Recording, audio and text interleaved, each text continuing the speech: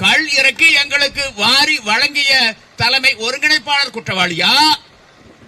கள்ளுக்கு தடை விதித்திருக்கும் தமிழ்நாடு அரசு குற்றவாளியா? அரசுதான் குற்றவாளி. அரசியலமைப்பு சட்டத்தை முன்னிறுத்தி தலைமை ஒருங்கிணைப்பாளர் கள் இறக்கி சந்தைப்படுத்தி இருக்கின்றார்.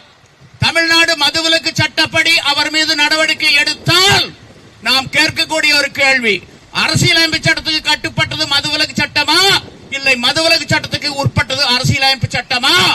It is purely question of law as to the interpretation of the Indian Constitution. கள்ளும் ஒரு தடை செய்யப்பட வேண்டிய போதைப் பொருள் தான், கள்ளொரு மதுதான்.